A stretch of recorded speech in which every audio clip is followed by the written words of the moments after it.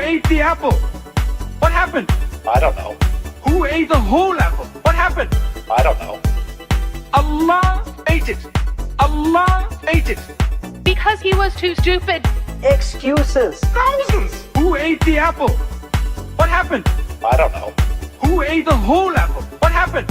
I don't know. Allah ate it. Allah ate it. Because he was too stupid. Excuses. Thousands. Who ate the apple? What happened? I don't know. Who ate the whole apple? What happened? I don't know.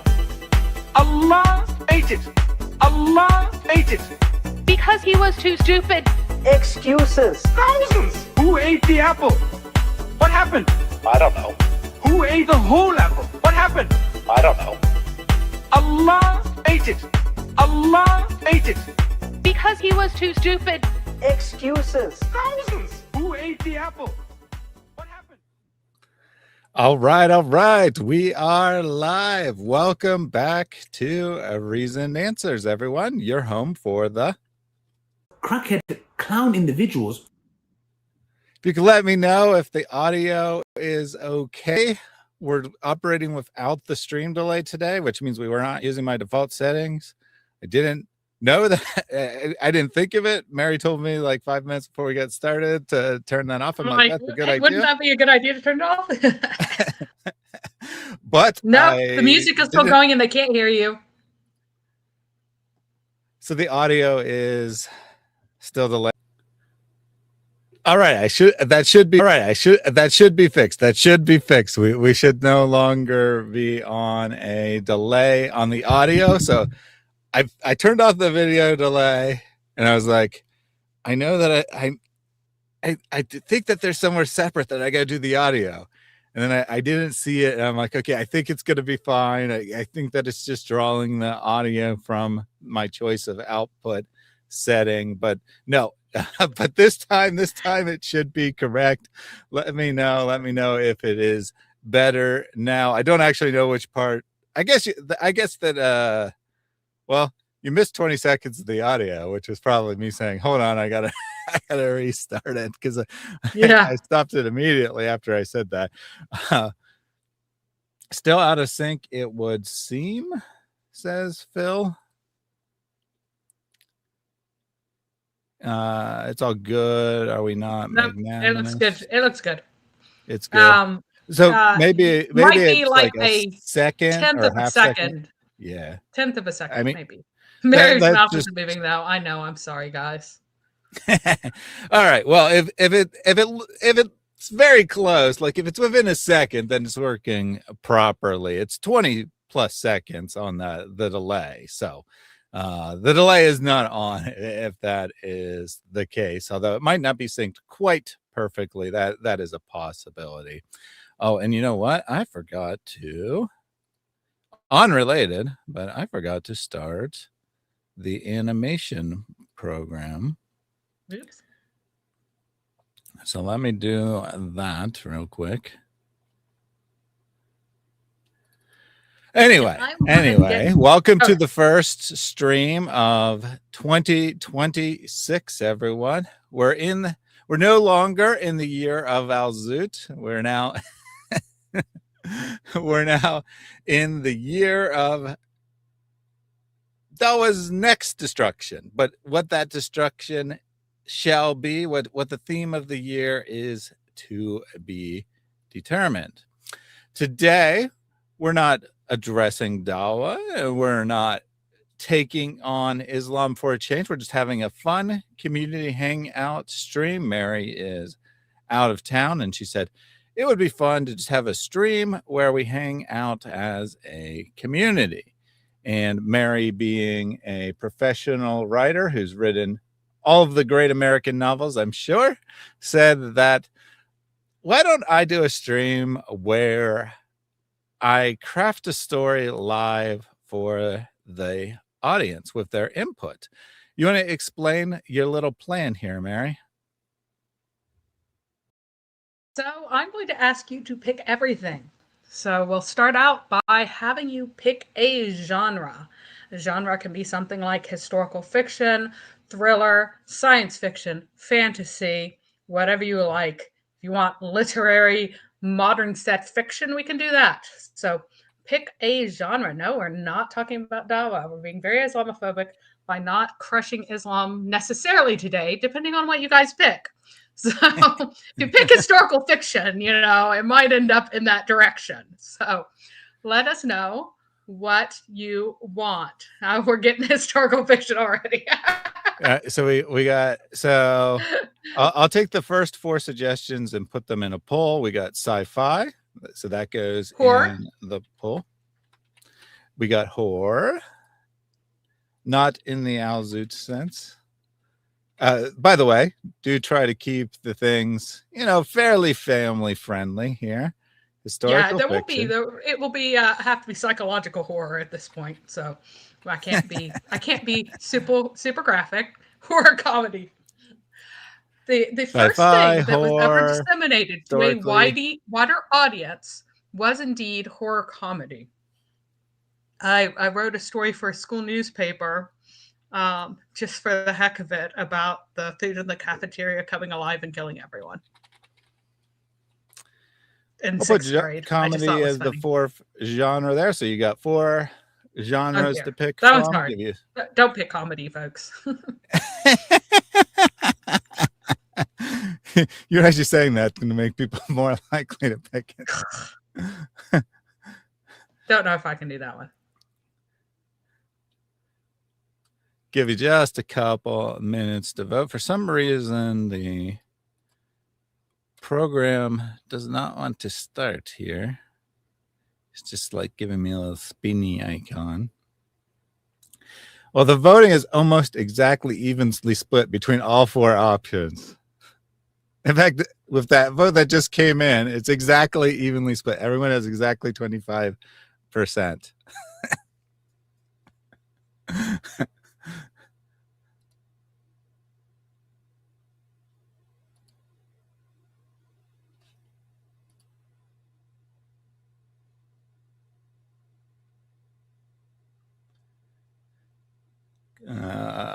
I don't know what's up with the streamer bot program. It does not. It's not giving me an error or anything. It's just not starting. So may not have the animations available today for some unknown reason that I'll have to look into.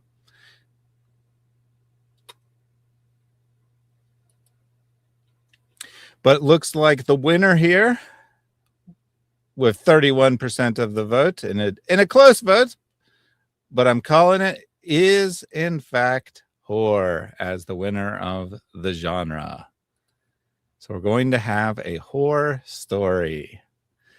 What is our next question, Mary?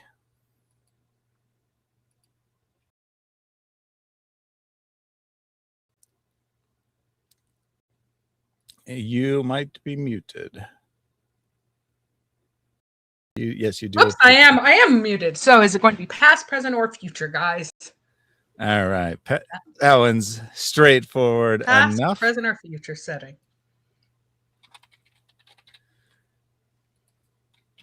Give me 1 second to type those options, however. Past, present, or future.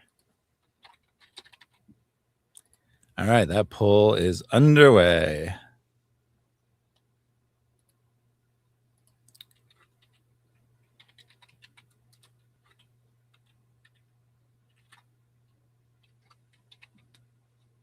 Because I want to ask past, present, or future before I ask the setting.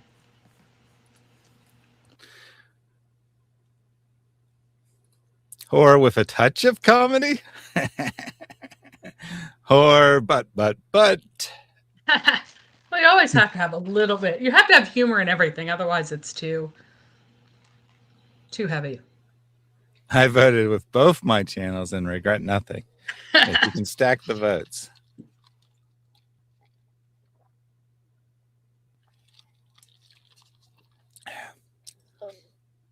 I prefer pure horror, not like the horrors of, or maybe like the horrors of paradise. I don't know. I find horror quite tame. Well, I mean, that would depend. That would entirely depend on the writing itself. Looks like votes are coming in very close between past and present. No one wants future. Well, I mean, not literally no one, but distant third, future. Give it a couple more minutes here. What about murder criminal cases? You're too late. You're too late to vote on this genre. We've already decided. Nobody asked for detective. Nobody asked for detective fiction. Mm-hmm. Hills Have Abduls is a really scary horror story. What's the poll asking? Well, it says the setting of the story. I didn't put the time setting. I figured you could figure that out from past, present, or future. We now have an exact tie between past, present, so I'm going to have to wait for at least one more vote to come in there. All right. Do you want it to be set in the past, historical period, or in the present? Don't involve the bacon. That gives me nightmares, says the Dawa troll. Indeed. That would be too scary. All right. Oh, I was about to close it. And then someone else voted and we're back to a tie. We are back to a tie. So someone needs to vote for either present or past. So that all right. Tie broken. I'm ending the poll before someone else votes and messes it up again. Present won 44% to 40 for past there. So we have present time setting for the story. All right. Pick the continent. We have 7. Can you put 7 on there? Or well, I don't. Yeah. I mean, Antarctica is a fun setting for horror. So, there's a maximum of 5. Okay. Yeah, it's either 4 or 5. I guess. We can combine North and South America. Yeah. So Snoopy says New World, so I can put that as one, right? New World, and then we can do one for Eurasia, Africa, Australia, and Oceania, and Antarctica as each of those. So yes, there's 4 limit. So I'll put Australia / Antarctica. Oh well. All right. Antarctica.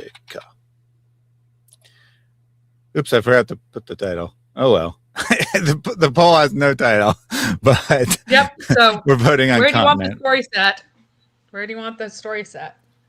John Wilson says Antarctica with a smiley, and John 316 also voted for Antarctica. So probably if Oceania wins, we'll go with. I get to cheat then because I have an unpublished horror novel set. I can just jump into it. Oh my goodness! Although the actual voting is close here. Actual voting is close so far. Votes are still coming in. Let me take this super chat from Potato Sandwich. This will still work, but the animations aren't going to work today. Brothers and sisters, why to lose this great opportunity? Remember, when the person is on his deathbed, the last minute, he will ask Allah Jalla wa Ala to be delayed for 1 second to do what? Not to pray, not to do other things, but to give sadaqah. Because sadaqah, you can give it just like this, in 1 second. The regular super chat videos and the animal apologist will still work, but all animations, whether points or otherwise, are not going to work because for some reason the animation program doesn't want to load. And it's not loading, it's not giving an error message, it's just not doing anything at all, which is very strange. Anyway, Potato Sandwich says, how did you make Reason Answers bot and animation program? Asking as someone who writes code for work and their own hobby projects. So it's a combination of like off the shelf, open source, or at least free software and my own code that interacts with those. That's why that portion's not working because that portion uses a third-party program to trigger the animations within my streaming software, whereas the DAWA things are triggered by my code, which my code is running, but the third-party program is not running. If you want more details, feel free to send me an email or whatever with what specifics you have in mind, but a combination of 3 different programs running and controlling different things. And yeah, sadly, no halal hog today, unfortunately, because it just isn't working. I don't know. You see, Thais' program is superior. Yes, indeed. All right, looks like on the continent we do have a winner for Oceania/Antarctica. Based on the chat there, I think Antarctica is what people are voting for. Oh, you guys are actually giving me an easy one. And yeah, it kind of does. All right. Since it is horror, I think that what I will do is write the horror prologue that you get so often in horror novels, right? Mm-hmm. So very often whenever you have a prologue, there is, go ahead and share my screen. So very often, so it's no longer chapter 1, it is a prologue. And again, rather than true horror, I will make this kind of a Michael Crichton-esque techno adventure horror sort of thing. So nice. They put Mo in a deep freeze. Mm-hmm. All right. So we're going to start out with, and I've never talked through things. I always just write, but that would be really boring. We're going to start with a scene that is set here. Let's do a quick search. Southernmost outpost, Antarctica. It's not McMurdo, I don't think. I think McMurdo is away farther north. So let's find out when that is. Somehow Mish has made this Al Zoot. He says, here we go. The Al Zoot sense. Scott, that's it. Yeah, nice. Well, we're about to Al Zoot it. So it will be the Admonson Scott South Pole Station. Let's take a quick look at what it looks like. Are there pictures of it? I think it's the one that it is on stilts. Okay, we have that. Just looking at the modular construction. Older dome station. You got newer 2-story structure. Yes, they're lifted up off the snow, though they are largely buried now. Even has a gem. Let's see if there's core drilling there. Is there core drilling? Drilling at Amundsen Scott Station. See what their core drilling setup looks like if they have it. But they might not even be doing core drilling there. Because they do core drilling in Greenland. Mm-hmm. So doesn't look like it. Don't care. We just made it up. All right. So. Well, you're I did a quick Google search on streamer.bot, which is the program that I use for the animations, and I found a live thread saying that it's not working for most people because their website is down, and apparently it connects to that to check for updates when you open the program, and that's preventing it from running. So it actually is a known issue and not something with my computer or whatever. So there you go. We have the setting here, right? Mary putting the setting there on the top. All right, so we'll just start with a dialogue tag. That's always one possibility. You can also start with a powerful descriptive sentence or an action that suddenly occurs. So let's say what is our female journalist's name going to be? Give me a name, somebody. All right. You just want the first name that someone puts out there? Let's or do see. you want to Yeah, pull? I'll pick a name from what people do. Okay, Emily Riggs. Here we go.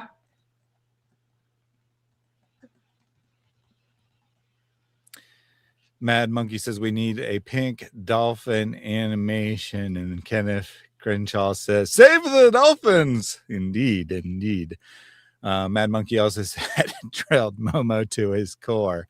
I told you this is not an Al Zid story, people. It's not an Al Zid story.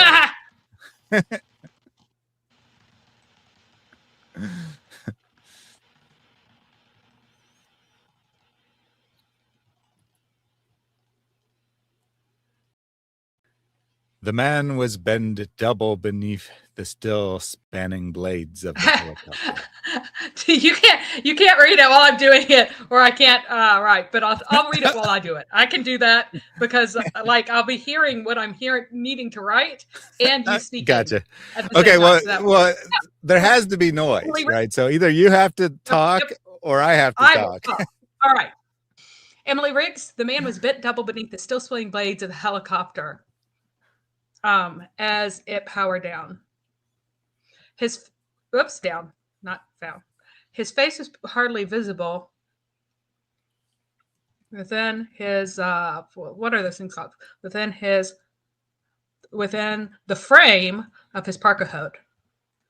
His parka hood. His eyes were shielded by reflective goggles. And let's make it salt and pepper. He'll be an older guy. Salt, I'm just making this up as I go. And pepper, beard, bristled.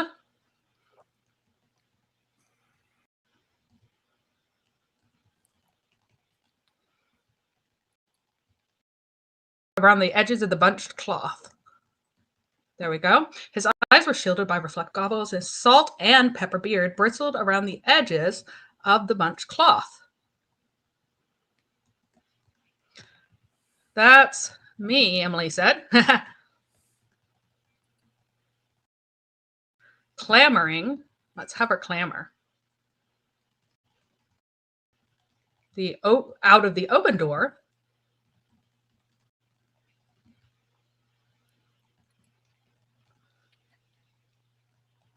She squinted, of course. So now you've established two characters. And you want to give people a sense of place. Like, of course, I have prologue up here or whatever. She should shouted, because you have the shouted over.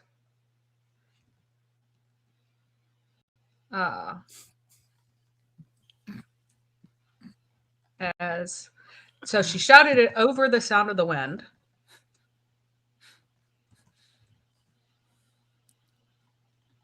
As the rotors spun down. And that's too long of a sentence, so now we need another sentence. She clamored out of the open door of the helicopter. Her boots crunched on the hard crust of the snow. And no, I don't want it to be that bright. I was going to have her squint against the light, but I actually want this to be set more closer to like Arctic winter.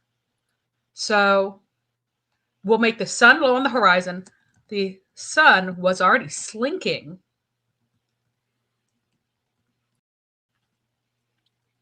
below the horizon. This, she had caught one of the last flights scheduled flights to the South Pole before Antarctic winter set in. But I want a little bit more detail with the scene setting, because once you get with horror, something that's really important is the feeling of place, because place contributes to your sense of horror. If the place is not, it needs to be the right kind of sinister for whatever you want. It can be ugly and sinister, gross and sinister, beautiful and dangerous and sinister. You need to have that sense of place and that sense of threat. So the sun was already slinking below the horizon, casting long shadows, long blue shadows. They should be blue shadows onto the frozen landscape. Her above, here we go, sinister. The snow and sky were practically the same color. The snow and sky. The snow. This would not be my final word, but for now I'll just go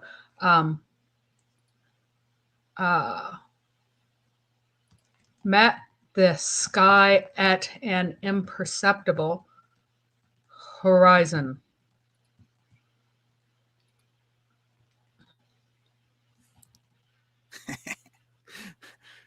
Forming most of the comments I've just been putting up without reading them, but this one was too funny. Then she discovered the bronze wall of God hidden by the snow. Dude, let's do it. Let's have bronze wall of Gog and Magog. We're gonna do that. Okay, so that's what we're doing. So the sun was already slinking below the horizon, casting long blue shadows on the frozen landscape. The snow met the sky at an imperceptible horizon. The gray-blue nacreous clouds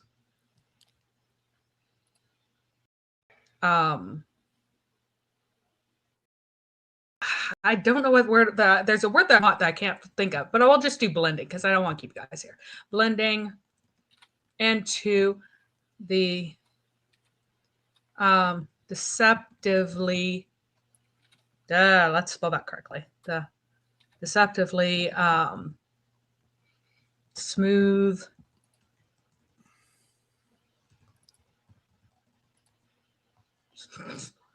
looking land.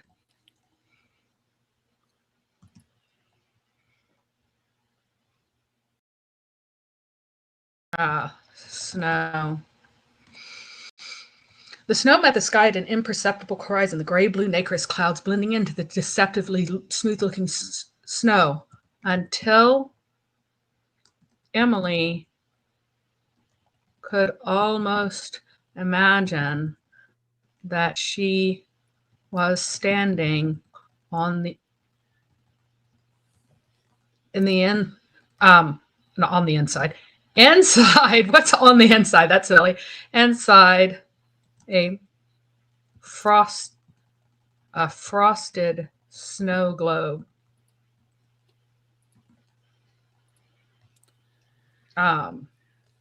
There was nothing to see except shadow and light, gray and blue,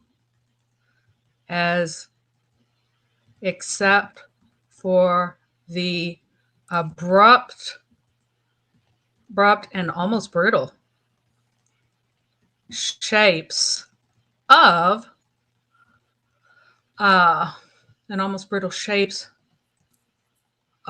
the Admundsen, I'm spelling this wrong,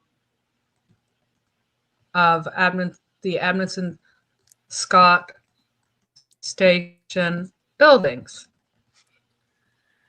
So She cargo had caught one of the crew, last scheduled flights.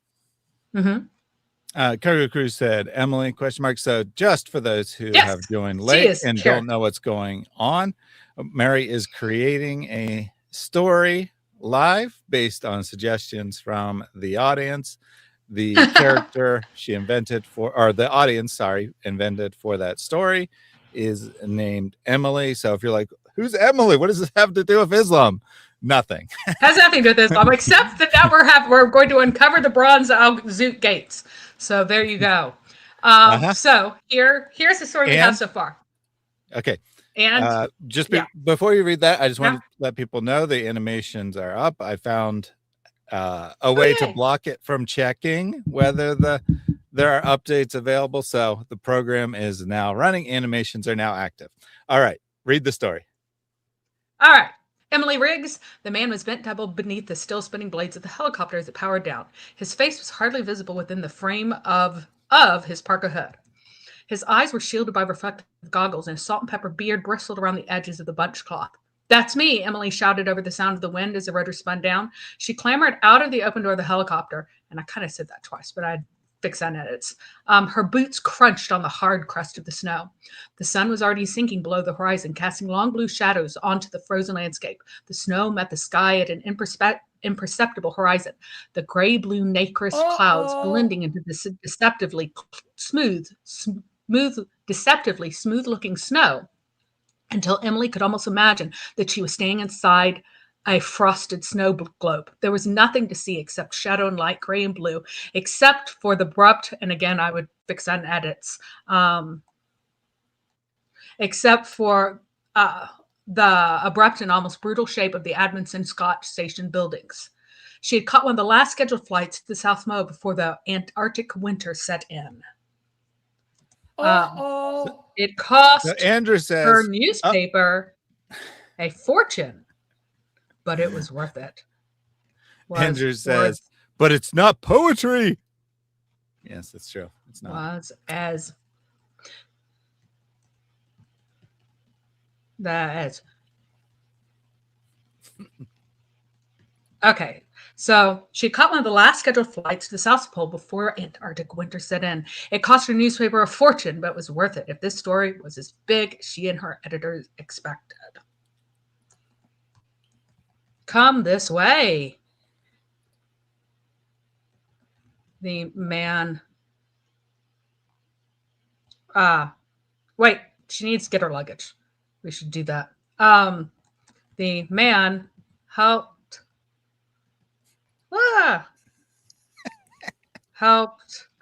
her pull her. This is not my usual. This is my laptop, so the size of everything is different, so I can't type nearly as well. Her luggage out of the helicopter. Now, let's raise the stakes for anxiety. Hurry up. The pilot snapped. Hell, be a jerk. Why not? We're getting rid of him.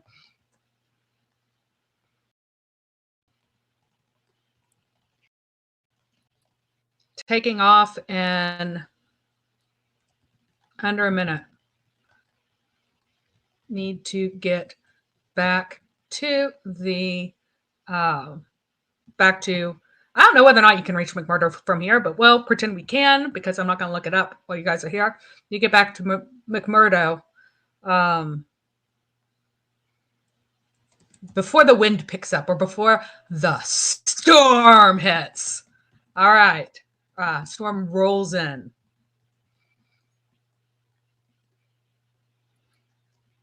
Other figures had come out of one of the blocky buildings, and they were pulling cargo out of the helicopter onto the landing pad. Emily followed her guide. Emily hefted her one of her packs and followed her guide, who waved her toward a structure that she had not seen on any pictures of the base. Yep. The new drilling project is in here. He called. Developments are coming hourly. That's not good, but I would get that in edits. No, I just don't like that. There are new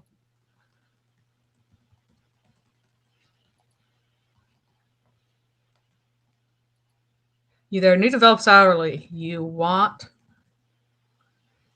to go here before I show you your room. And of course we do, because A, this is the prologue, and B, also you guys don't want to be here while she looks at her room.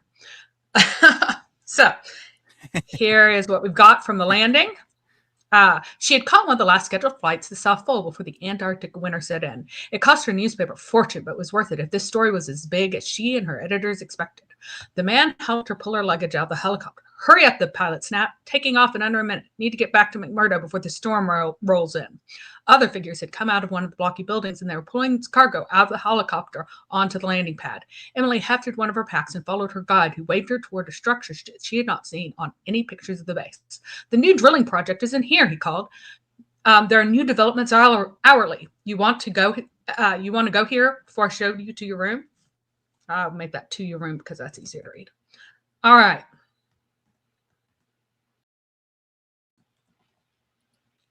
Absolutely, she said. The wind was already, the wind had already stopped stinging her face. Her nose was numb, and she could feel her own breath crusting as ice around her eyelashes and on her eyebrows. There we go. Nice. See a little bit of sinister stuff here, right? Sinister stuff here. And yes, again, she hires Sheikh Uthman to proofread her newspaper and insert footnotes in the newspaper storyline. Make sure it all works. So now, we did have a real Mm-hmm. comment here from Weird Stuff saying, who's Emily? What's her role? What's her business? We just found out right here. Yeah, he probably said this before. Yep. Right. But what he's getting is, how you're going to develop this character. So watch and learn. Yep. It costs your newspaper a fortune. You don't have to tell people what it is explicitly, as long as you set it up. It cost your newspaper a fortune, but it was worth it if this story was as big as she and her editors expected. So you know she's a journalist, right? Now, let's give this building its moment to shine. The building, let's see, rose as a translucent dome. I just decided what it looked like out of the snow, glowing from the lights within. It emerged as almost a hill from the snow. Here, let's bring this down so you guys can read it if you want to read it as you go. From the snow itself, which almost is a hill from the snow itself,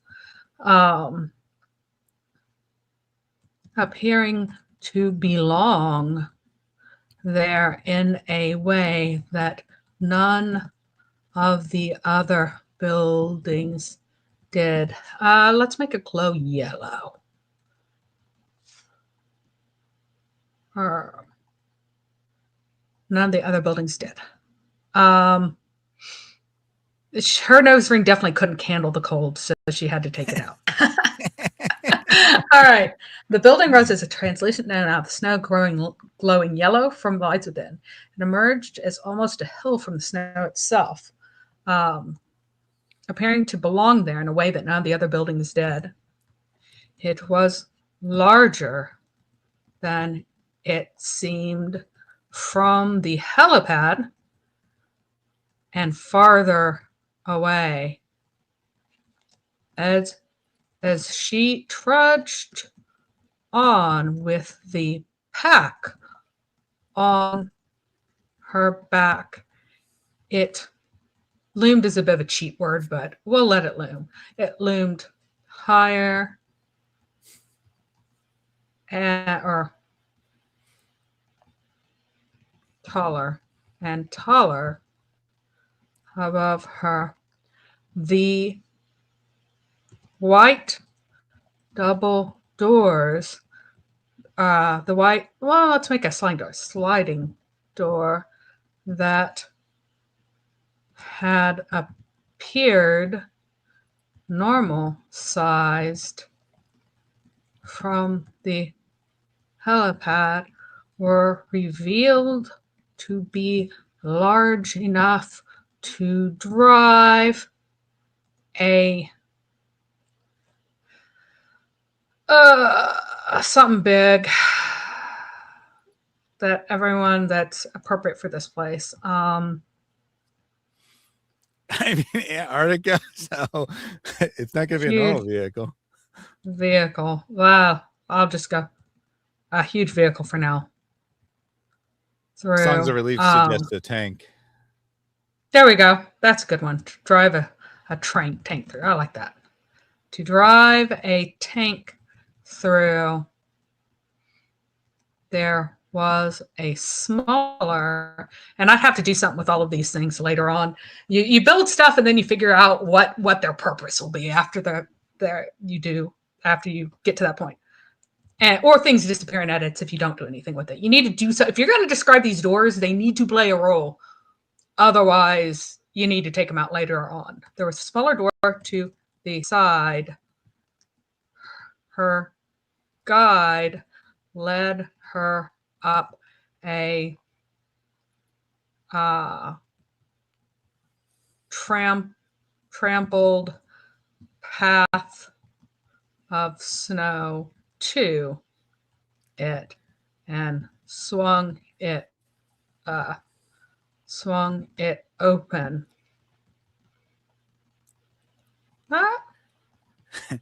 Weird Stuff wants to be your editor. He said you have a typo. It says it was larger than it seemed.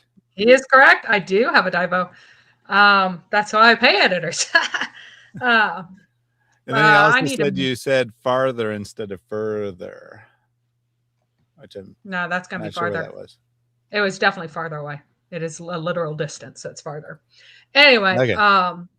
Even if you're super anal about it, it's not really a rule. But if you're super anal about farther is literal distance, which it is. All right. Let's see. You know what? I'm not going to give this a lock. We're going to go straight into Emily followed him in and found herself in a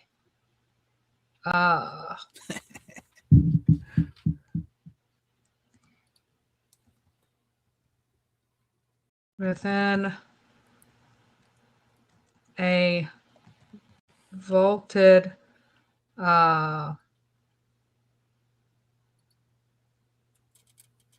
bay that in which a row of enormous treaded vehicles in which were lined up. All right. Her head only came to the top of the tracks of one of them. The snowcats. I don't know whether or not they're called this, but now they are. I know that they have big vehicles with tracks on them in Antarctica. I'm calling them snowcats because we're not looking this up. All right. So we've decided that she's going to go straight to see the drilling project because we need to get to our wonderful bronze doors of Mog and Magog. So we're getting her there quickly. So she's offered the new drilling project is in here, he called. There are new developments hourly. You want to go here before I show you to your room? Absolutely, she said. The wind had already stopped stinging her face. Her nose was numb, and she could feel her own breath crusting as ice around her eyelashes and on her eyebrows. The building rose as a translucent dome out of the snow, glowing yellow from the lights within. It emerges almost a hill from the snow itself, appearing to belong there in a way that none of the other buildings did.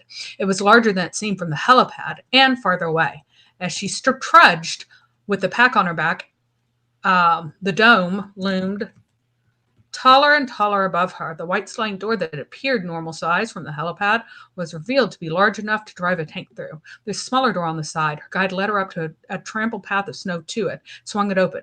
Emily followed him in and found herself within a vaulted bay in which was an enormous row, in which a row of enormous treaded vehicles were lined up.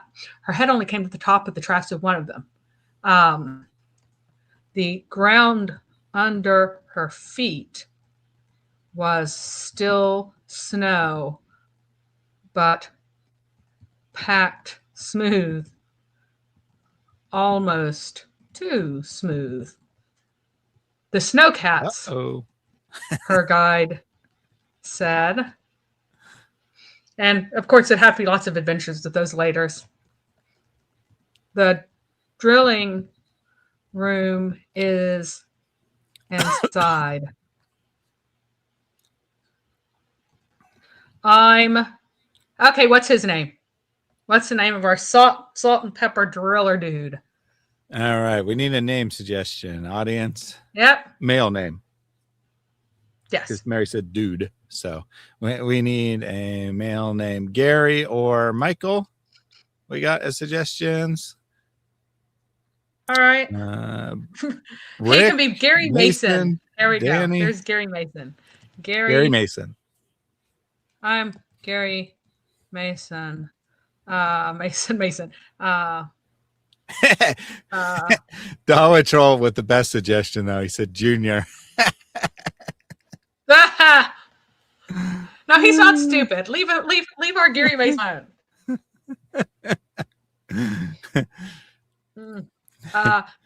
Scientific communicator for the station this season. All right.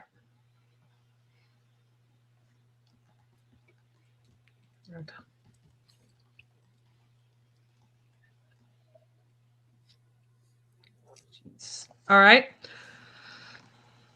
I talked with the other phone, she said. Satellite.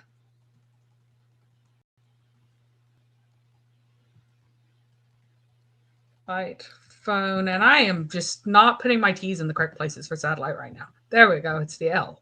Well, satellite phone. He agreed. Might have to time your communications back to your newspaper because the storms can knock it out for a while. And then she says, I know, but I really wanted to get here as soon as possible.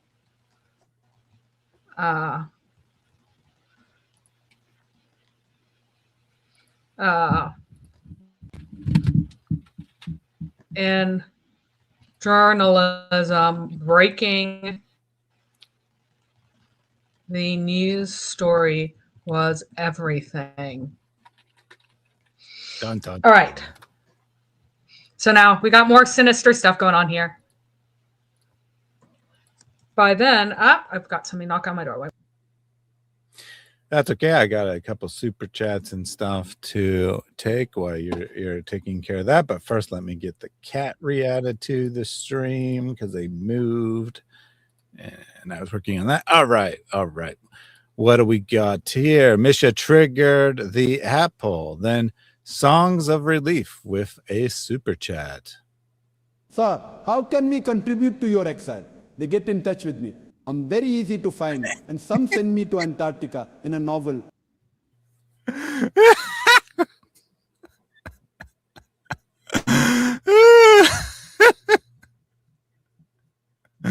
That's awesome.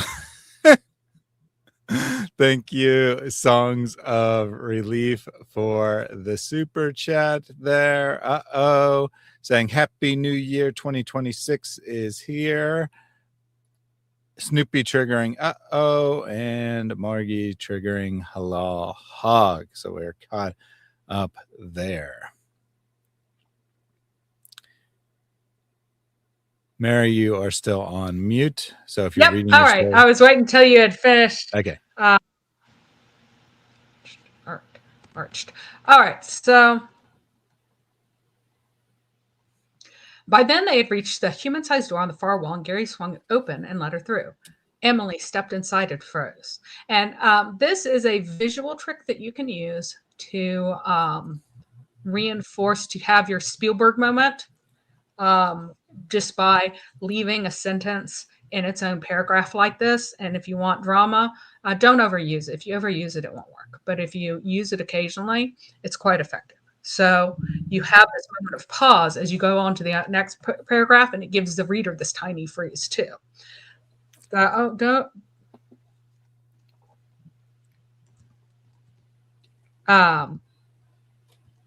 Above their heads. Okay, the dome arched high above their heads. Far the roof was,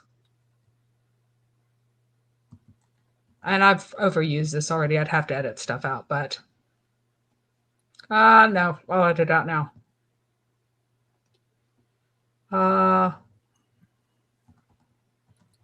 Reaching almost up to the strut, the highest struts was a what's the word I'm looking for? Framework. Wait 1 second. My brain is just not braining right now. No worries. Carol B says crossing a barrier and then a reaction is attention getting. The reader experiences it. Was a metal skeleton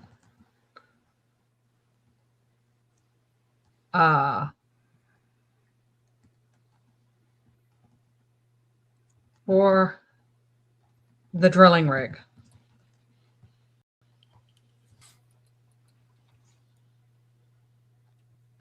Whoops.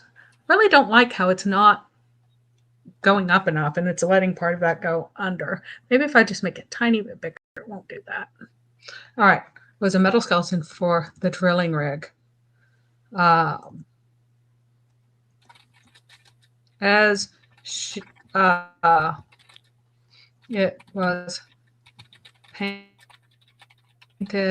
a bright electric yellow, and all along its length were scattered lights, red and amber, blinking in with some kind of meaning that she could not decipher. As she stood there, as she stood frozen, there came a sudden, deep noise like a mechanical groan.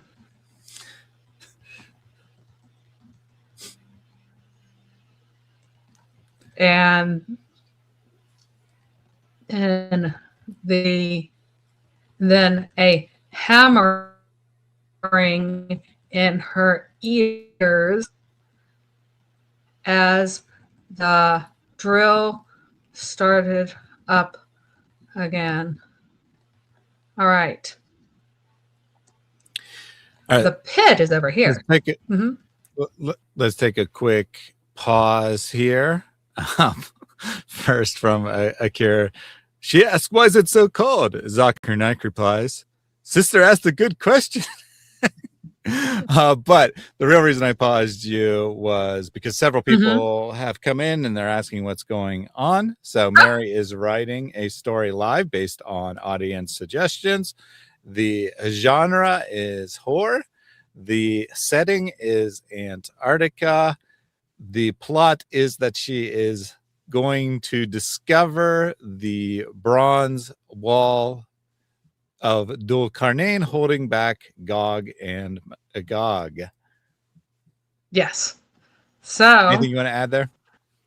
Nope, that's it. So she's now come into the drilling room. All right. So by then they had reached a human-sized door on the far wall, and Gary swung an open ladder through. Emily stepped inside and froze. The dome arched high above their heads, and reaching almost up to the highest struts was a metal skeleton for the drilling rig. It's painted bright electric yellow, and all along its links were scattered lights, red and amber, blinking with some kind of meaning that she could not decipher. As she stood frozen, there came a sudden deep noise like a mechanical groan, the hammering in her ears as the drill started up again. The pit is over here, Gary shouted. I thought you were drilling ice cores. Emily yelled over the noise, shifting the pack on her back. This helps people remember like what all's going on, that she still has a pack with her. So whenever you mention it 2 pages from now, people won't be like, her what? Where did she get that? When did that show up? We were, he said, but then we hit metal.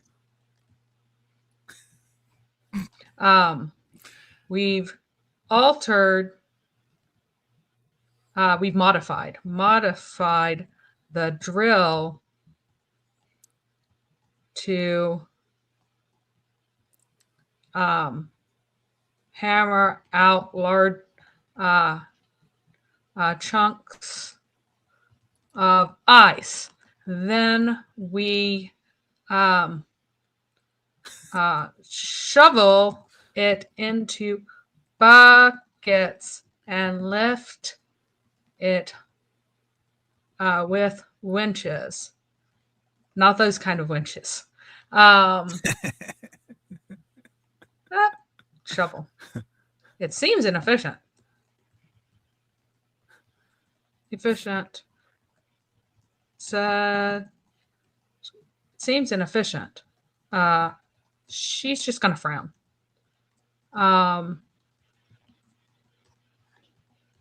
Can't get specialized equipment here this late in the season. So we're working with what we have. We're working with what we have. They reached the edge of the pit. It was the walls of packed snow were studded with, I just used amber, so I want to use that again. Golden work light, with work lights. I guess it'd be LED at this point, so they wouldn't necessarily be golden. Casting a cold LED light onto the walls. Let's make that walls of ice, and then that it will cast cold light onto the snow. Casting a bluish. I want to keep the blue going here. Blue will be sinister. So let's color code this book. Gold will be safety, warmth, humanity. Blue will be cold, danger, whatever. Except for the bronze gates. Obviously, they have to be bronze because otherwise, you know what? I can make them green. They'll be all corroded. The path, what are these going to be? They're going to be ladders. Were leaned up against the wall. And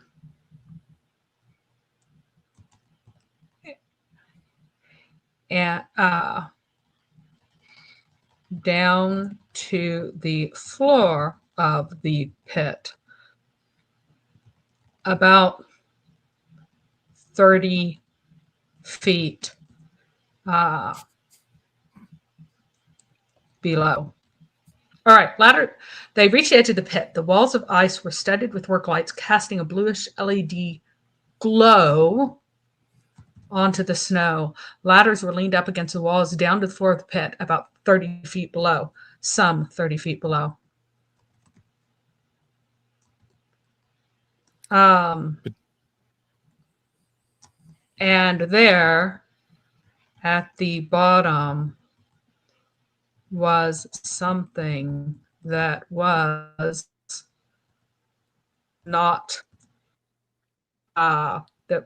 that was not ice. I thought you were on hundreds of meters of snow out here, Emily said. We are, he said. That's why we started digging. I mean, what can it be? She asked.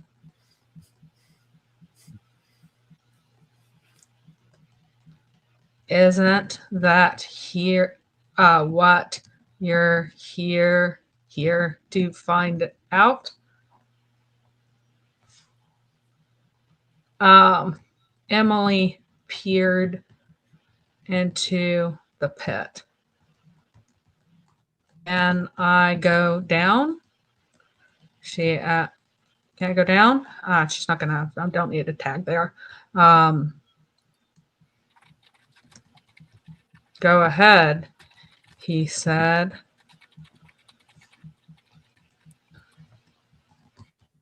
Just put on a hat first. Emily took the hat he handed her and strapped it on, dropping her pack on the ground. She edged to the nearest ladder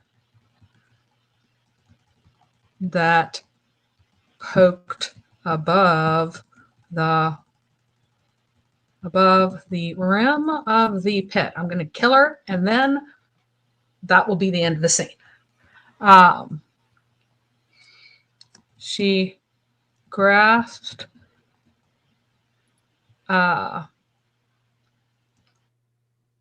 she It's not poking up that much. Sat down, dangling her legs between the ladder's vertical supports. Nice spell vertical correctly. And then turned around to face the wall. She climbed down carefully. Even though she was indoors, her breath frosted in the air between the between the ladder and the snowy wall. All right. So a couple people, I don't know why they are focusing on this, but a couple people have focused on when you said we are. They did not like that. Well, first of all, there was a typo, which I think you corrected, but then also they don't like it just being said. It should be responded. What? It should be what? Responded. Because, you know, said is kind of generic, and responded is better. It's better. You should most of the time, you should have said or asked and nothing else unless you're trying to call attention to something. The number one of the things that almost all new writers do, which is very poor, is to use as creative of tags as they can. For a reader, it's said is practically invisible. I do tend to put a little few extra tags even when they're not necessary, because they aren't necessary in this doesn't have to be here at all. But if you have people who aren't very good readers, they get confused if you don't have these tags. So I could just take it out entirely if I expect my audience to be pretty decent readers. So it could be, I thought you were on hundreds of meters of snow out here. Emily said, we are. That's why we started digging. And it should be when we found this. That's clear. I mean, what can it be? She asked. Isn't that what you're here to find out? Emily peered into the pit. Can I go down? Go ahead, he said. Just put on a hard hat first. Emily took the hat he handed her and strapped it on. Dropping her pack on the ground, she edged the nearest ladder and poked above the rim of the pit. She sat down, dangling her legs between the ladder's vertical supports, and then turned around and faced the wall. She climbed down carefully. She stepped. Climbed is just too much action. Down carefully. Even though she was indoors, her breath frosted. Oh, I was repeating that. In the air between the ladder and the snowy wall. She felt for each rung until her boot encountered the crust of ice.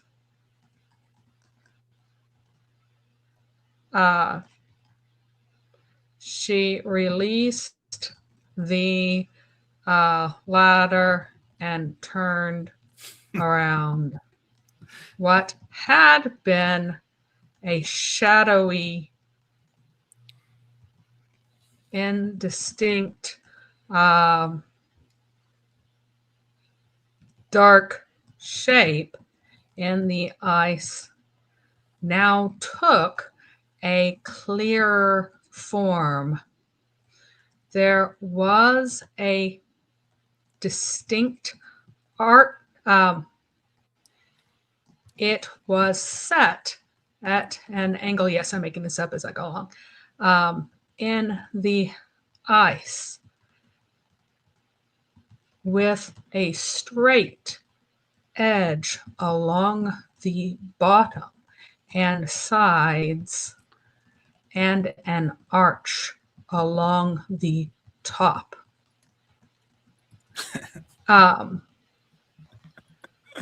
Emily bent over and brushed at the surface. Hang on, almost the entirety of the outline had been cleared. Around her, the tone of the workers grew more excited as they filled 5-gallon buckets with the ice that the drill had loosened. As she watched, the drill stopped moving and was lifted away again. And don't bring OSHA into this. This is not OSHA approved. They're in a pit and they've got heavy machinery in there. Should not be happening. But this is more interesting this way. And was lifted away.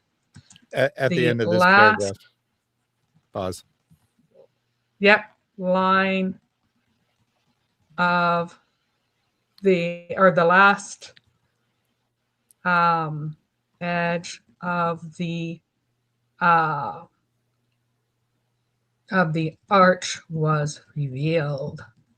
All right. So ahead. we had your Mr. Dirty saying added a lot of Islamic history and ideas and released it under a Muslim pseudonym. Yes, that will get you a lot of interest. As Weird Stuff points out, aren't you afraid that Muslims will think this is a real story? After all, so much folklore ended up in the Quran. And then Kenneth saying, so many Al-Zut jokes could be put in here. I can't keep up. Yeah, Mary's like, Emily was bent over. The bottom was my gosh. showing. You the drilling was happening and so forth. But I've been putting up a lot of the Al-Zut jokes on the screen. We won't distract Mary too much with those. Dawa Troll wants to know if the shadowy dark shape in your story is him. And Little Christian French wants to know if that is in the Al-Zut sense. Oh my gosh. Well, but it is Breakfast in the Gun has good. Oh. It is in the bronze doors sense. We have discovered the bronze doors. So Breakfast Gun had the most important question though. Is this a Surah like it or better? I think that this is better because it's coherent. So the audience agrees. There we go. So yep, it won't be much longer. Because I was just going to write a fun scene. And we're at 500 words, so we will way more than halfway done. Probably another 250. Depends on how many people I kill, but I can't be too graphic or we'll get in trouble. So the killing has to be a little bit more elusive than descriptive. So of the Emily bent over and brushed at the surface of the object embedded in the snow. Well, let me give her a conclusion here. There was no way this was natural. Her suspicions, her, what is it called? Journalistic intuition. Journalistic intuition had been correct. There was definitely a story here. Embedded. Is that how you spell embedded? It's an E. Why did it say an I was okay? I don't even know what I was doing. Anyway, Emily bent over and brushed at the surface of the object embedded in the snow. Let's see how to describe it. It was crusted with green corrosion. It was crusted with green corrosion. And it was so cold that it burned her fingers through her gloves. She realized that she could feel its coldness even through her boots. And she stepped back to the edge of the pit, to the snow along the edge of the pit, even as she examined the raised pattern on it more closely. It looked I wanted it to be crusted with green corrosion. I want it to be crusted, not encrusted. That crumbled into like a Fine powder, or no, I want it to be like a kind of while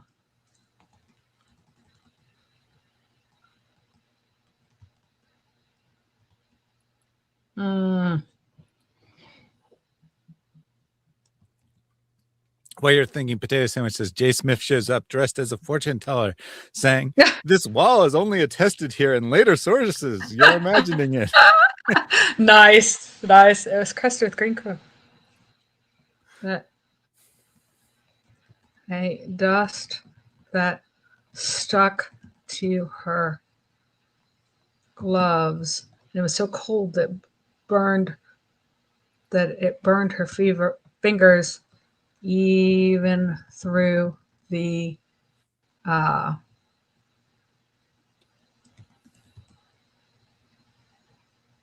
of her shell.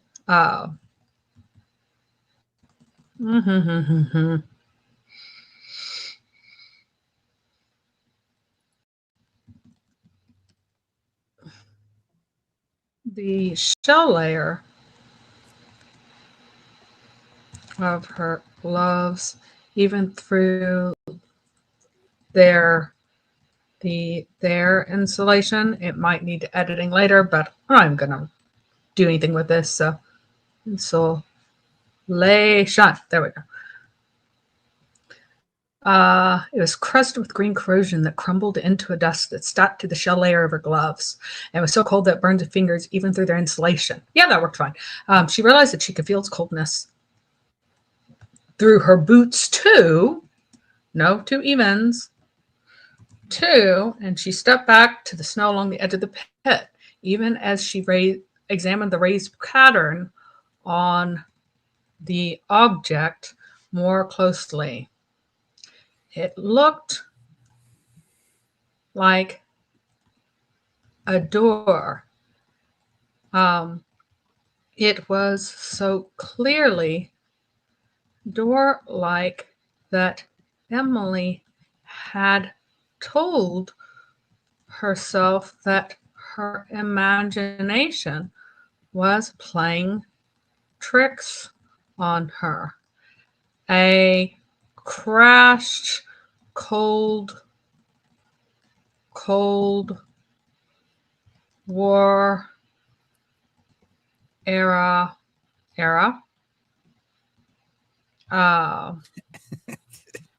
fighter jet that she could believe was buried in snow deep in the Antarctic.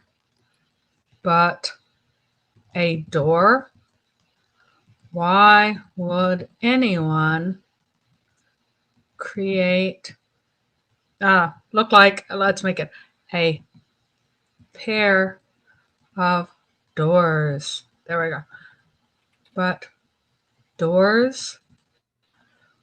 Why would anyone create or haul a pair of doors out here? And what would they lead to? Emily had no sooner thought this than a shout went up from one of the workers. Husband Goble is behind it. Sounds about right. You don't understand the story. You have to read it. It's an original English language. Had no sooner, well, look at all this spelling. Thought this, then a shout went up from one of the workers. It's moving. It's moving. Watch out.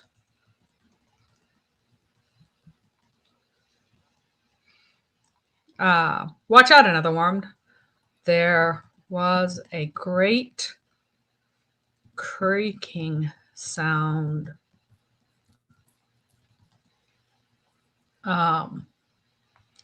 So loud that Emily clapped her hands reflexively over her ears. The doors were indeed moving, swinging upwards I can't come up with the metaphor right now, slow inevitability. The workers fell back.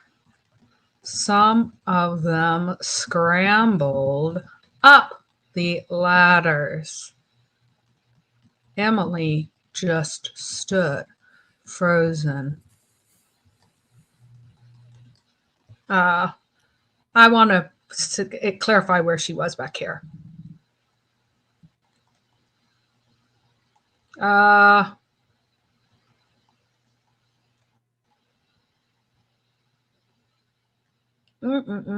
So where I described it, along the bottom, where she stood. Nope, that clutters that sentence too much. Emily was standing at the center of the bottom, and she looked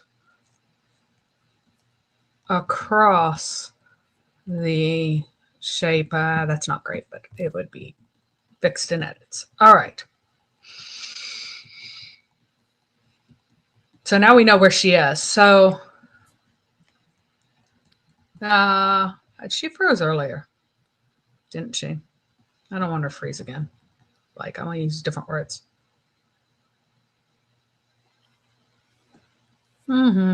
She frozen up here and stopped. She'll stop here, and then she's going to freeze down here because we don't want her to do the same thing over and over again. It gets to be a catchword, and it's really annoying. Emily just stood frozen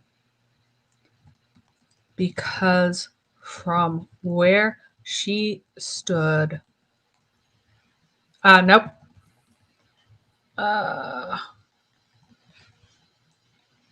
Right at her feet, I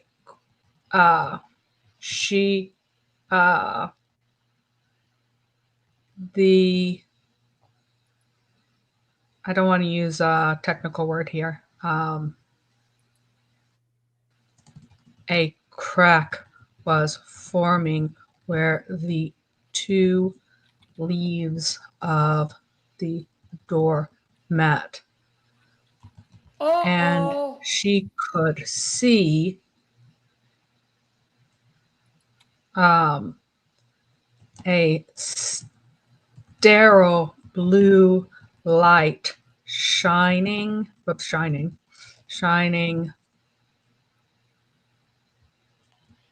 She could see a sterile blue light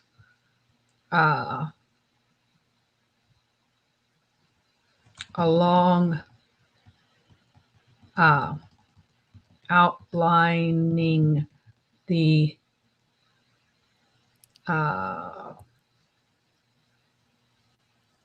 edges, the door. As the doors moved, the crack grew and the light got brighter, blinding. Got brighter. Emily squinted. Now she gets squint, struggling to see what was behind the door. This story was going to make her career. Let's see what Juge and Majuge are described as here, or Yajuj description.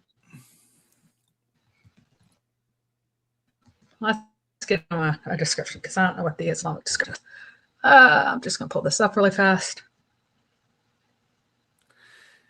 Show why you're doing what they look like. that. Jack Ray with 50 gifted reasoned answers membership, starting the year off strong. Can you just imagine giving £100 and it's a sadaqah jariyah, meaning it carries on going even when you are gone? Just imagine being in your grave and getting the rewards in your grave. You will not be able to come back to this video to donate. So why not donate now?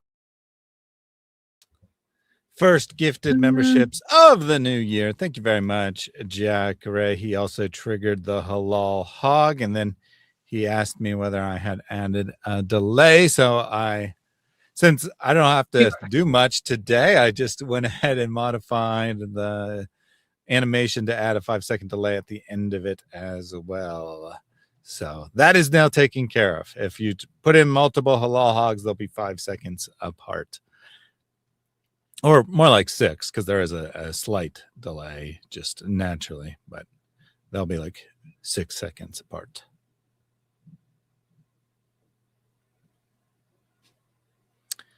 Gog and Magog. Well, that's not the Arabic, though, right? That's why Mary was saying it differently. Cats are wild beasts. They can't be taught. Indeed, indeed. Triggering halal hog by calling him kosher cancer.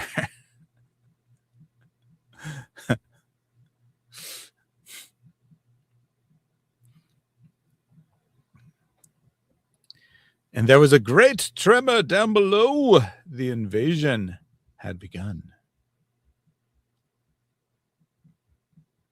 I assume Mary's still looking that up. Doesn't sound incredibly pagan. That got to reward you in the grave for public acts. Yes, it does sound incredibly pagan. Almost like Muhammad borrowed all kinds of things from the pagan society in which he lived and put them in the one true, pure, monotheistic religion that just happens to have all kinds of pagan rituals in it, to where even Muhammad's companions recognized what he was doing and were like, well, I would never bow down to a rock. I would never kiss a rock, but if I had not seen Muhammad doing it first and know that it's okay. All right. I am back. Anything else that anyone else want to say anything first? Is that it? Nope, I was just buying time. Okay, cool. All right. So yes, it's they're Turkish, but they're described in absolutely horrible ways. So we're gonna go with the horrible ways rather than making them actually look like Turks. So so yes, I did look up that Juj and Majuj are supposed to be Turks in the Islamic traditions. So, but That they should need to make it be pretty like easy to find the monsters. wall. I mean, But what? I said that should make it pretty easy to find the wall. I mean, and that limits the geography pretty substantially. Mm-hmm. Like, it's pretty funny. It's pretty funny. All right.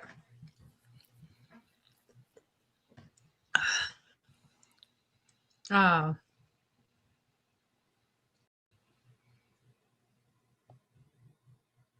um, okay, fine. This story could have a Pulitzer in it for her. Fine. Is that even spelled right? Apparently not. Oh, I just typoed. All right. 1 second. Sandra says he'll freeze his tiny nipples. Okay, then. If that's where you want to go, songs, everything. All right. Jenner Principal says, go full racist, Mary. Ha! Ha! No, they'll be monsters. They're supposed to be like a weird size too. I think they're supposed to be giants. So, she could see movement. That just gave me the idea.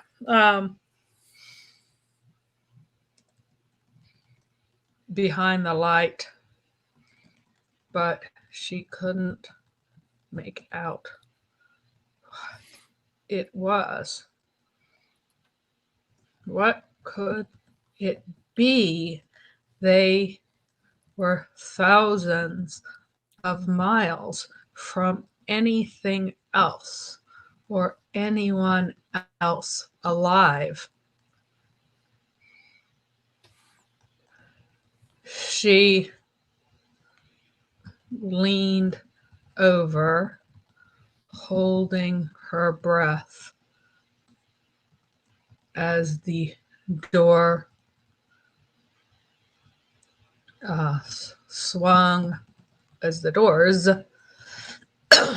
swung wider. The gap increased, hardly hearing. Goodness. The shouts. Other people in the pit. Then. So we have a real question from Sorry, I'm John coughing. 316. Why did the doors open? Did I miss that? Well, they opened at the same time that they got the last bit freed. See, they're digging it out. They don't know why it opened, but. Oh, so like they moved where the is snow it? out of the way and then just opened automatically? Yeah. Or, Yeah, okay. it's just opening. Gotcha. As soon as the last of the snow, here we go. As she watched, the drill stop moving, it was lifted away. The last edge of the arch was revealed. There was no way this is natural. So, we finished revealing the arch, and people are still working to shovel the loose stuff out. And so now it just starts opening on its own. And so the people with survival instincts are running away. And Emily is coming closer because she is our sacrificial victim for our prologue. Then suddenly she could see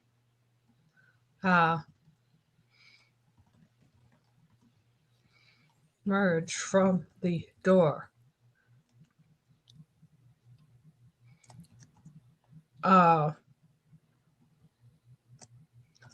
something like a stick.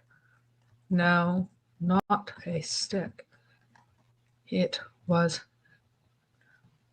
not a stick, though it was brown and gnarled. Um, it was jointed, and the joints moved. And at the end was a long, curving claw, a finger. The finger, but not a finger, a finger the size of Emily's whole arm.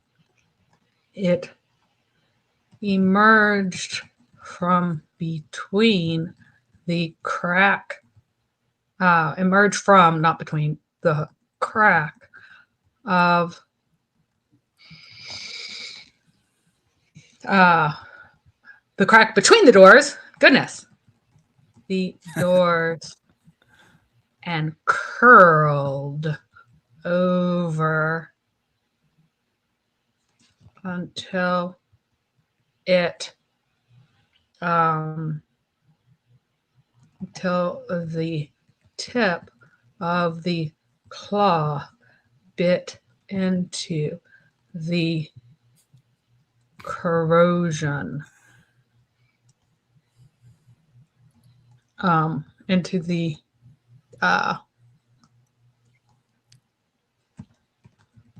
deeply into the corrosion, being bits of powder sliding off. Then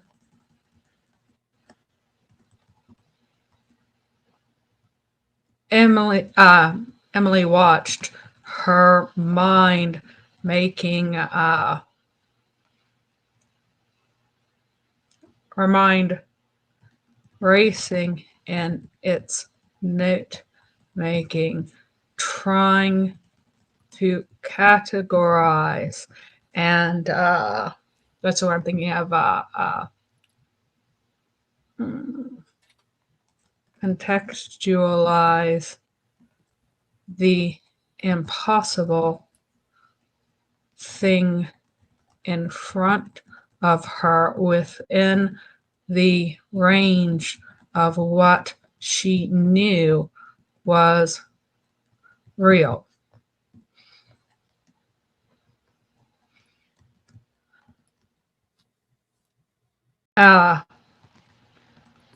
Another clawed finger emerged. The door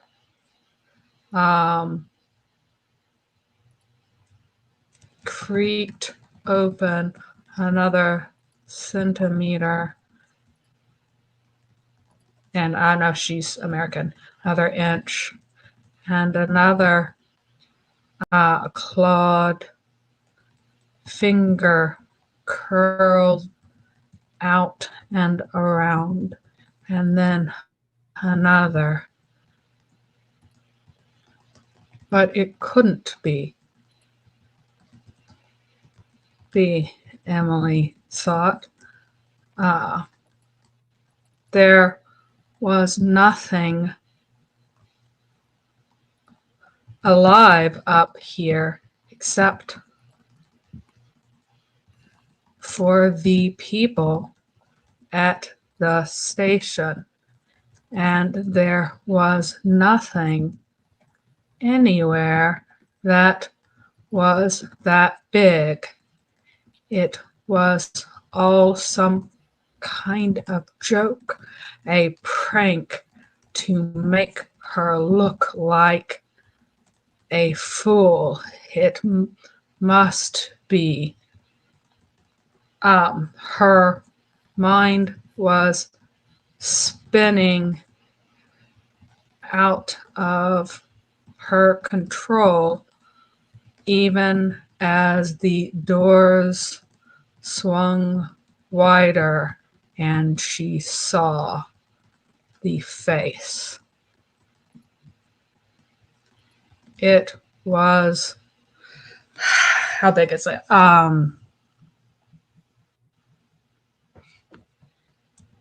Larger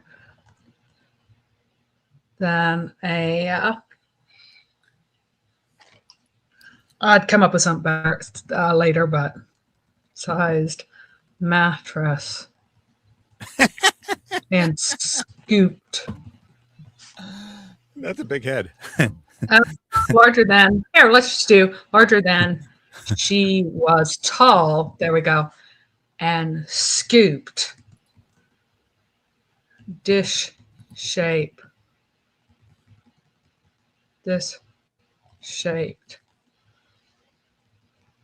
with yellow eyes in the within the mahogany, which I can never spell. I mess up the O's and the A's. There we go. With the yellow eyes within the mahogany.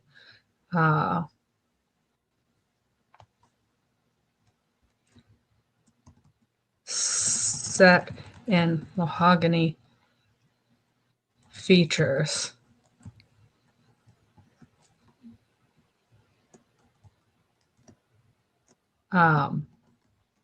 It smiled and flung the door aside. Two men who were still on the ladders were caught by the door and crushed against the walls, the ice walls of the pit. But Emily hardly registered their screams. She spun away and began to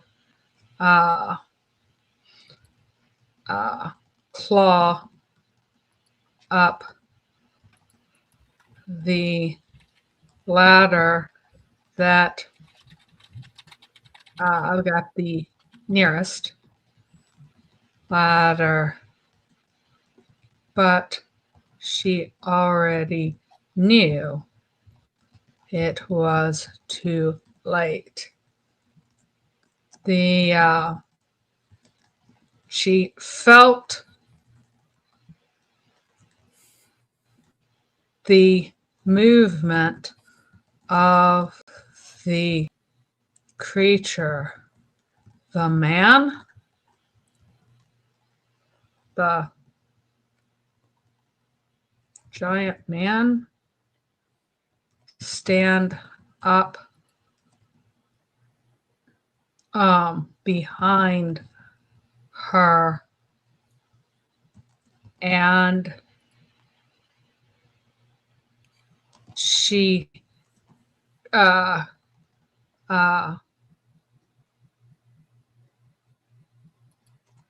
clung to the ladder, her breath sobbing in her lungs as she felt those wicked, this needs to be scramble.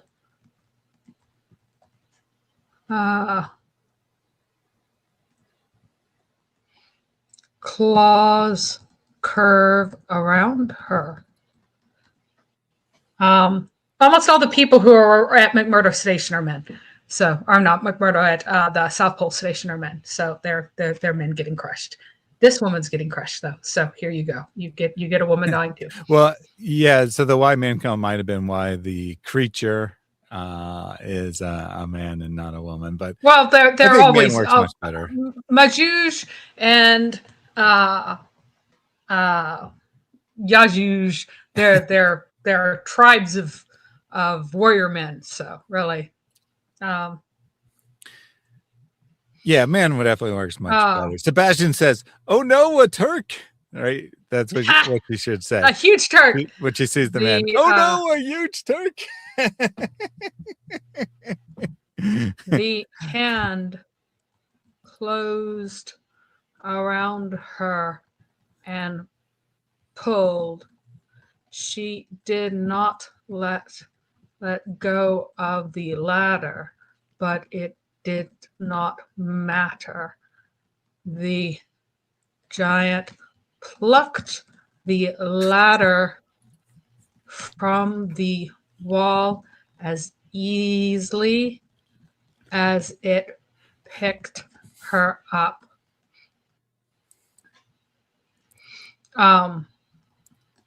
As it swung her around,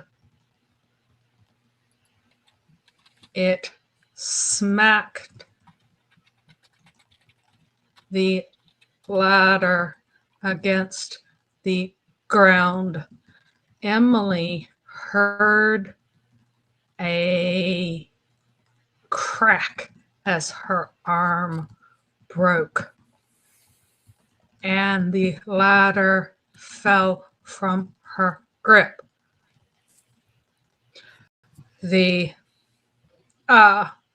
last thing she saw were those yellow eyes and the grinning. Oh, I should have made them blue. And the grinning, jagged. I was going to keep my thing going. And the grinning, jagged, and the jagged teeth that appeared as as the creature grinned and opened his mouth to shove her in. There we go. So again, this is all super PG, no things that will get us demonetized. So here you go, a cute little story. Why is this still saying? Oh, ha! So why is it saying 502 words? It got confused. Yeah, 2,000. So here is our last 2,000 words. scene. So you just wrote a whole Nearly. school It's essay 1,800 length. Yeah, it's 1,800, but yeah, it's 250 words is a traditional page. So this was 8 pages together.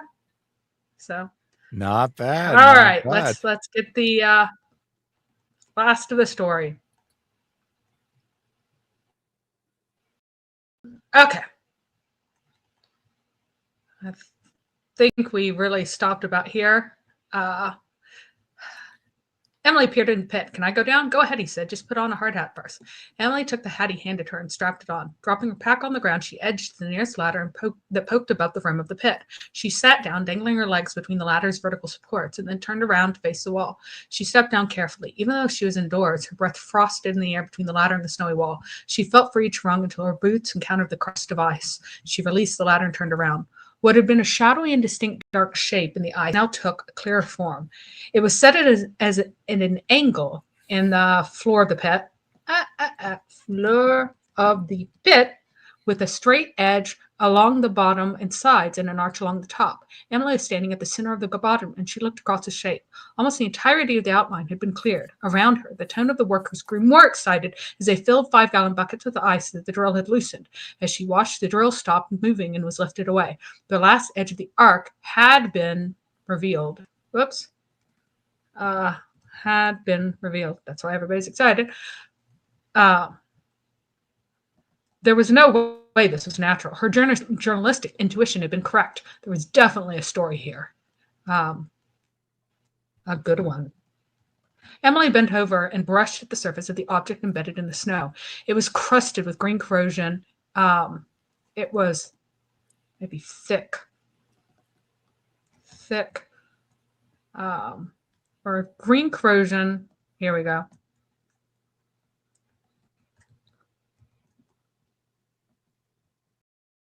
Formed a thick layer on its surface that crumbled into a dust that stuck to the shell layer of her gloves. It was so cold that it burned her fingers even through their insulation. She realized that she could feel its coldness through her boots too, and she stepped back to the snow along the edge of the pit, even as she examined the raised pattern on the object more closely. It looked like a pair of doors. It was so clearly door-like that Emily had told herself that her imagination was playing tricks on her. A crashed Cold War-era fighter jet, that she could believe was buried in the snow deep in the Antarctic. But doors? Why would anyone haul a pair of doors out here? And what would they lead to? Emily had no sooner thought this than a shout went up from one of the workers. "It's moving, it's moving. Watch out," another warned. There was a great creaking sound, so loud that Emily clapped her hands reflexively over her ears. The doors were indeed moving, swinging upwards with slow inevitability. The workers fell back.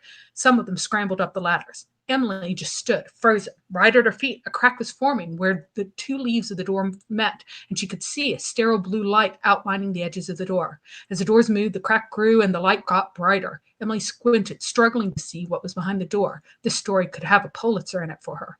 She could see movement behind the light, but she couldn't make out what it was. What could it be? They were thousands of miles from anything else or anything else alive. She leaned over, holding her breath as the door swung wider and the gap increased, hardly hearing the shouts of the other people in the pit. Then suddenly something emerged from the door, something like a stick. No, not a stick, though it's brown and gnarled. It was jointed, and the joints moved, and at the end was a long curving claw. A finger the size of Emily's whole arm.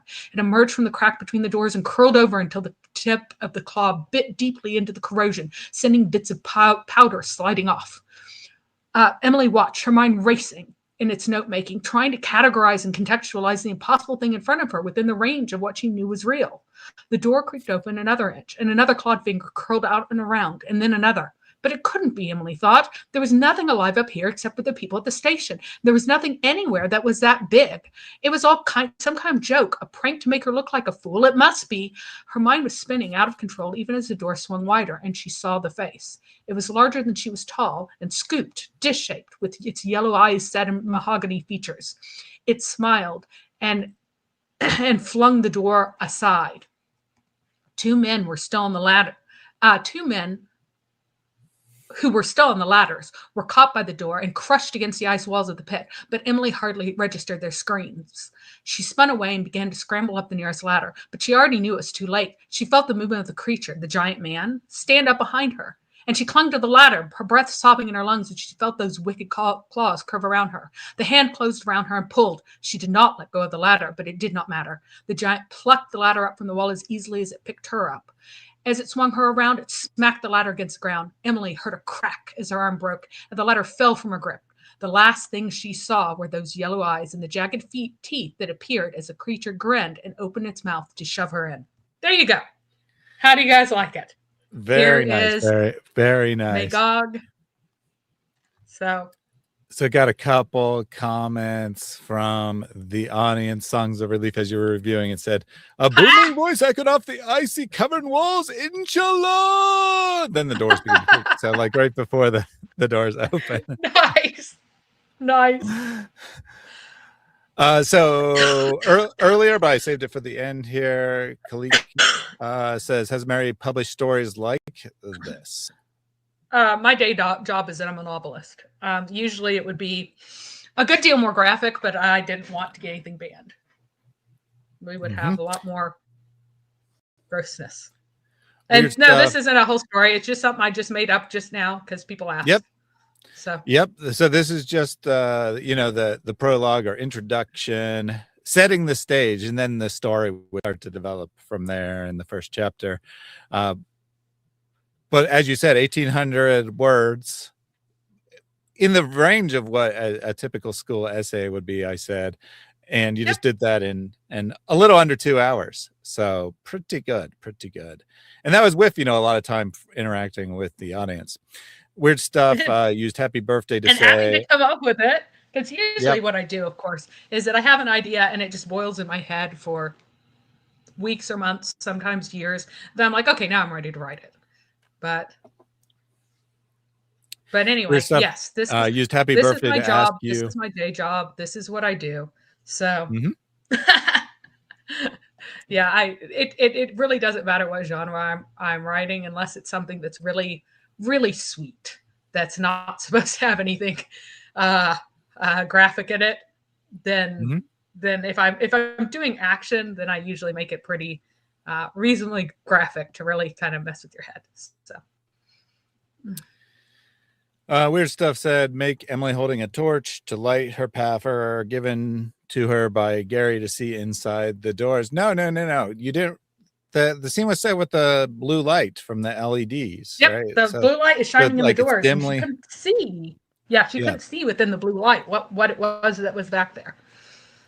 But and even if you meant flashlight, it doesn't fit, because actually what Mary. Right. So they have these lights overhead, and this makes perfect sense for like this scene where they're trying to drill this hole for whatever reason, that their lights are overhead, but they don't allow you to see clearly into or behind the wall. Right. So I think the scene works quite well. Jack Ray said, more grossness, Mary the horror writer, horror story writer, maybe about Islam as it is horror. Yes, indeed. Cereal Bowl asks if we can put up a poll for the font that the story will be published in. Nice. He says he votes for Wingdings. Let's see which one this is. Oh wait, it's just home. Palatino linotype is what I'm currently often writing in. So there you go. Interesting. Yes, this I made larger, obviously. Like, this is very clearly larger so that you guys can read it. So I set everything up ahead of time so that everybody could read it. So, of course, naturally, after I said that, votes for Comic Sans coming in. And unironically, part of the reason it's so made fun of is because of the name, right? It kind of lends to it. But unironically, studies have been done that show that it's actually a great font for people who are dyslexic, is Comic Sans. So there are government documents published in it specifically for that reason, interestingly enough. Then we got a couple comments about the story. Phil said, let Allah produce something like this. Yes. Allah could not produce something like this. That's why I make fun of...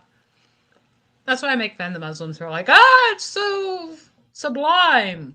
Like, no, it's not good writing at any time, in any language, at any universe. It's just not good writing. Mm-hmm.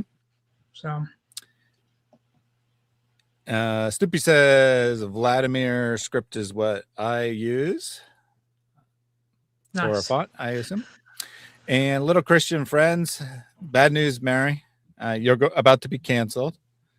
Emily, no, I'm going to write an article about this book promoting the death of women in a hit piece because of this. Yes, the discernment ministries are going to be canceling this channel because Mary is writing novels about killing women, and that is very misogynist. I did indeed. All right, that's all we had for today, unless we have any final thoughts about the story from Mary. Somebody asked whether or not we will be covering how gay Islam is. We have covered it several times, and I want to do a debate with David on whether or not Islam is more pedo or gay. So go harass David that he needs to debate me on that. It was his idea, by the way, that he wanted to do this debate. I'm like, yes, we totally have to do this. And we'll probably set it up at some point, but it'd be funny if you guys would harass about that. I don't actually help out other folks with their books because I get asked all the time, and I wouldn't have time for anything else if I did that. But I give general advice, like I was going through this. So anyway. Yeah, so she did give the like tips on writing, like when people would make suggestions, she'd be like, that really won't work, or here's why I did it this way. So you can draw some tips there. And I'm sure that Mary would be happy to give some generalized tips, but like she said, doesn't have time to read someone's script and provide specific suggestions or anything like that. That debate has to happen. That would be a fun debate to watch. Indeed. David probably meant it as a joke, but he's warming to Mary the took it seriously. I'm like, nope. We need to do this. He just tossed it off as an idea, and I'm like, yes. So. So My Fairy Tale Life says just some general advice. So if you put like some questions in the comments after, I can have Mary respond to that. But we're about to wrap up now. I have another stream in 25 minutes. So we do need to wrap up. But like I said, put your questions about, general advice on how to write in the comments, and I'm sure Mary will be happy to answer those later. Yeah, love the debates that are, no matter who wins, Islam loses. Ha! Yep. And this would have gone faster if I'd had my regular keyboard. This is, of course, my laptop keyboard, which I'm nowhere near as fast at.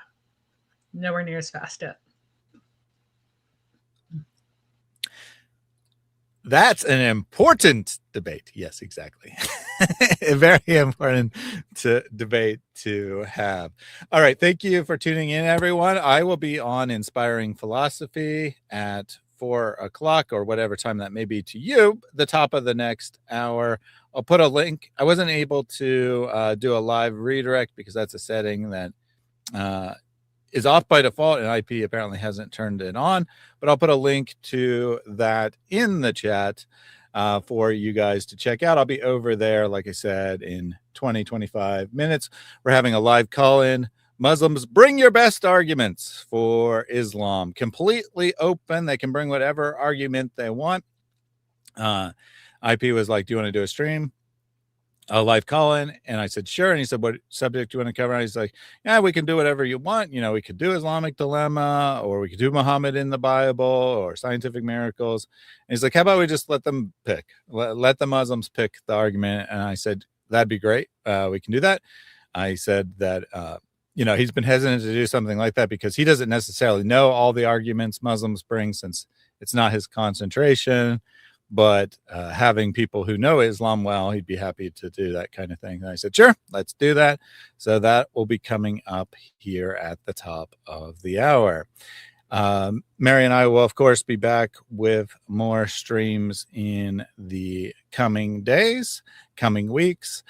This is going to be a great year. We're going to be talking about Muhammad in the Bible throughout the year. Going to be talking about the satanic verses throughout the year. And of course, we'll be bringing all kinds of historical-based arguments as Mary and I continue to work through that suggestion. Mary has a video coming up on academic fraud of Mel, and I have a video coming up summarizing the Muhammad hijab sexual abuse case. Just stay tuned to see what the new year brings. Until we meet again, happy new year, everyone. And we'll close out with Pastor Jake. Maybe. Pray this ceaselessly. Lord Jesus Christ, Son of God, have mercy on me. Lord Jesus Christ, Son of God, have mercy on me. Lord Jesus Christ, Son of God, have mercy on me.